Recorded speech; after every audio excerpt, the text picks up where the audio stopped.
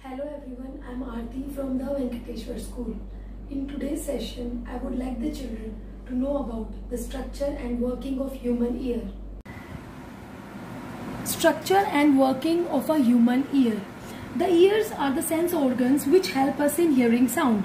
So we hear through our ears. We will now describe the structure and working of a human ear briefly. A simplified diagram of a human ear is shown here. The shape of the outer part of ear, which we see outside the head, is like a funnel. The outer part of the ear is called pinna and is attached to about 2 to 3 centimeters long passage called the ear canal. At the end of a ear canal, a thin, elastic and circular membrane called eardrum is stretched tightly. There are 3 small and delicate bones called hammer, anvil and stirrup in the middle part of the ear, which are linked to one another.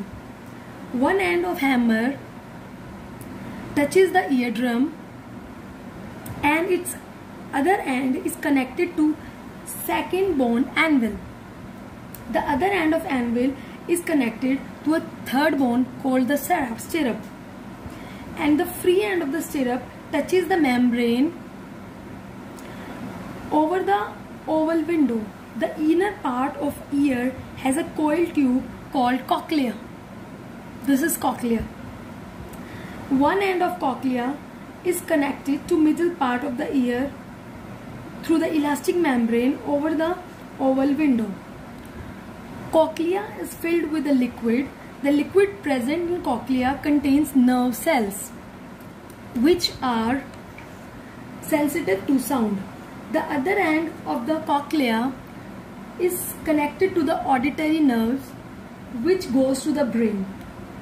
The 3 tiny bones in the middle part of the ear act as a system of levers and amplify sound vibrations coming from the eardrum before passing them on the inner part of the ear. We will now describe the working of ear.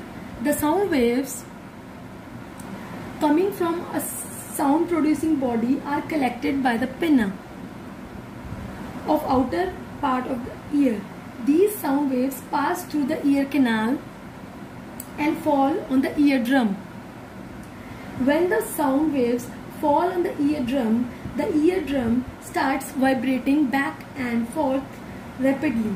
The vibrating eardrum causes a small bone hammer to vibrate.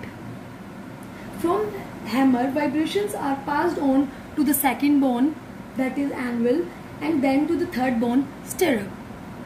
The vibrating stirrup strikes on the membrane of an oval window and pass the amplified vibrations to the liquid in the cochlea. Due to this, liquid in cochlea begins to vibrate. The vibrating liquid of cochlea sets up electric impulses in the nerve cells present in it. These electric impulses are carried by the auditory nerves to the brain. The brain interprets these electric impulses as sound and we get the sensation of hearing. Thank you.